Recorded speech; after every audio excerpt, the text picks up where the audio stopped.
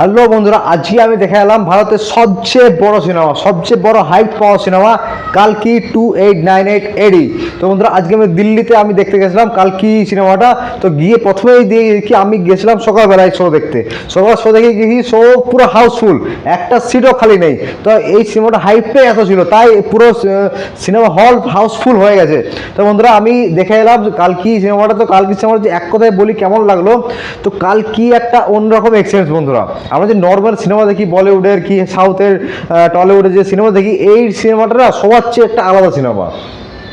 যে ভিশন আছে, যে সিনেমাটার ডাইরেক্টর নাগ আশ্বিনের যে ভিশন আছে, আর সিনেমার যে ভিএফএক্স, অসাধারণ অসাধারণ অসাধারণ, দারুণ দারুণ দারুণ।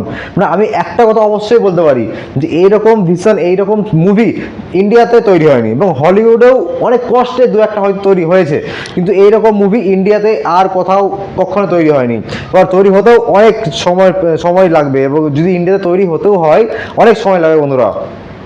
তো তাই প্রথমে বলি, সিনেমাটা শুরু হচ্ছে মহাভারত থেকে। যে আমাদের মহাভারতের মহাকাব্য আছে না, মহাভারত থেকে সিনেমাটা তৈরি হচ্ছে। সিনেমাটা মানে শুরু হচ্ছে সিনেমাটা থেকে, মহাভারতের কাহিনী থেকে তুলে আমাদের হিস্ট্রি আর স্কাই ফাইকে মিশিয়ে আমাদের যে ডাইরেক্টর নাগ আশ্বিন দারুণ কাজ করছে, দারুণ কাজ করছে নাগ আশ্বিন। এই অনেকদিন পরে একটা ইন্ডিয়া খুব ভালো ডাইরেক্টর পেলো, যে অন্তত হলিউডের ডাইরেক্টরদেরকে টক্কর দিতে পারবে। হলিউডের ডাইরেক্টরদেরকে টক্কর দেবে আমাদের নাগ আশ্বিন, আমাদের যে কালকি সিনেমার ডাইরেক্টর নাগ আশ্বিন। হ্যাটসঅপ স্যার, হ্যাটসঅপ আপনাকে, হ্যাটসঅপ। আপনি দারুণ সিনেমা বানিয়েছেন। একটা কাহিনী যদি বলি তাহলে স্পয়েল হয়ে যাবে, তোমরা দেখে আর সেরকম আনন্দ পাবে না। তো কাহিনীটাই বলছি না, তো উপর থেকে একটু বলছি। তো সিনেমার প্রথম যদি সিনেমা খারাপ দিক বলি, তাহলে খারাপ দিক হচ্ছে সিনেমার ফার্স্ট হাফটা। সিনেমার ফার্স্ট হাফটা একটু লেন্দি এবং একটু স্লো। অনেক জায়গাতে তোমরা একটু বোর হয়েও যাবে ফার্স্ট হাফটাতে। সেকেন্ড হাফটায় যখন থেকে অমিতাভ বচ্চন আসছে আর আমাদের সেকেন্ড হাফটা শুরু হচ্ছে, ব্যাস তখন থেকে পয়সা তোমাদের সব উসুল হয়ে যাবে। যত পয়সা খরচ করে তোমরা দেখতে যাবে সিনেমাটা, সব উসুল হয়ে যাবে। পয়সা উসুল নিয়ে তোমাদের কোনো চিন্তা করতে হবে না। তোমরা যাও সিনেমা হলে, যাও সিনেমাটা দেখো, মস্তি করো। আমি চ্যালেঞ্জ দিয়ে বলতে পারি, যে সিনেমাটা পুরোটা দেখো, অন্তত সিনেমাটা তোমাদের মাথার মধ্যে অন্তত 5-7 দিন তো থেকেই যাবে। একটা অন্য লেভেলের সিনেমা বন্ধুরা।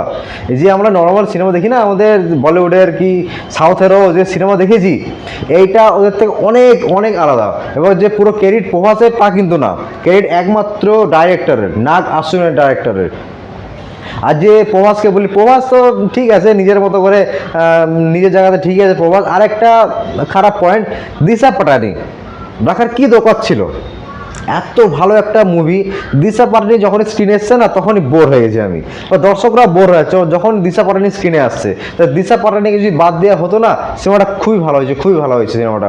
আর অমিতাভ বচ্চন, এই লোকটা, এই মহানায়ক, এই যে লোক, কি যে লোক, এই 80 বছর 85 বছর বয়সে অ্যাকশন করছে। দেখেন 80-85 বছর বয়সে আমরা কোথায় থাকবো কে জানে। আর সেখানে অমিতাভ বচ্চন পুরো ফিট হ্যান্ডসাম হয়ে লড়াই করছে। Hats off Amitabh sir, hats off Amitabh Bachchan. মানে এই বুড়ো বয়সে কি যে ভেলকি দেখাচ্ছে বন্ধুরা, তোমার সিনেমা না দেখলে বুঝতে পারবে না। সিনেমাটা তোমরা যাও দেখে এসো। আর বাকি যারা আছে সবাই খুব ভালো কাজ করেছে, এবং যদি মিউজিকের কথা বলি, মিউজিক যে দিয়েছে তার নামটা আমি এখন ভুলে যাচ্ছি, কিন্তু দারুণ দিয়েছে। সাউথের যে মিউজিক ডাইরেক্টর অনিরুদ্ধের আমি খুব একজন বড় ফ্যান। তা কিন্তু এই যে ডাইরেক্টর নামটা আমি এখন মনে হচ্ছে না, নামটা ভুলে গেছি আমি। এও যে বিজিএম দিয়েছে না, ব্যাকগ্রাউন্ড মিউজিকটা অসাধারণ। অনেক ক্ষেত্রে মনে হলো এ তো অনিরুদ্ধের থেকেও বাপ, এটা অনিরুদ্ধেরও বাপ। এটা দারুণ বিজিএম। প্রথম হাফটা একটু স্লো ছিল, কিন্তু সেকেন্ড হাফটা যখন শুরু হচ্ছে, আর যে লাস্টে 40 মিনিট বন্ধুরা, তোমাদের সব টাকা উসুল হয়ে যাবে। লাস্টে ফিনিশিংয়ে যে টুইস্ট আছে না, প্রভাসের সাথে যে টুইস্টটা দেওয়া হয়েছে, অসাধারণ টুইস্ট। মানে সিনেমা যদি তোমরা ফার্স্ট হাফটা একটু বোরিং লাগবে, সেকেন্ড হাফের লাস্ট 40 মিনিট দেখে এসো দেখে এসো দেখে এসো, না দেখলে বুঝতে পারবে না, এটা একটা অন্যরকম সিনেমা। একটা এরকম সিনারি, এরকম ভিএফএক্স ইন্ডিয়ান সিনেমা দেখা যায় না। হলিউডের সিনেমা খুব কষ্ট করে দেখা যায়। তাই আমরা একটা খুব ভালো ডাইরেক্টর পেলাম, নাগ আশ্বিন, যে আমাদের ইন্ডিয়ান সিনেমা যেমন রাজামৌলি ইন্ডিয়ান সিনেমার একটা মুখ, পরিচিত মুখ, নাগ আশ্বিন একটা পরিচিত মুখ হয়ে গেল। তার লেভেলটা রাজামৌলির সঙ্গে অতটা লেভেল না হলেও রাজামৌলির কাছাকাছি, রাজামৌলিকে টক্কর দেবে নাগ আশ্বিন। দারুণ দারুণ অসাধারণ দারুণ, মানে বেশি কিছু আর বলবো না, সব কিছু খুব ভালো। ফার্স্ট হাফটা একটু স্লো, সেকেন্ড হাফটা থেকে সিনেমা গড়ে যাচ্ছে দারুণ। সেকেন্ড হাফটা থেকে আর যখন তো অমিতাভ বচ্চন বেরোবে না, দারুণ। আর বেশি কিছু বলবো না বন্ধুরা, তোমার সিনেমাটা যাও দেখে এসো। সিনেমাটা রিলিজ হয়েছে এবং সিনেমাটা দেখলে তোমার একটা আলাদা রকম এক্সপিরিয়েন্স হবে তোমাদের। তোমার নিজেরাই বলবে যে এরকম সিনেমা সত্যি ইন্ডিয়ান সিনেমায় এরকম সিনেমা হয়নি, কম আছে দূরের কথা, হয়নি।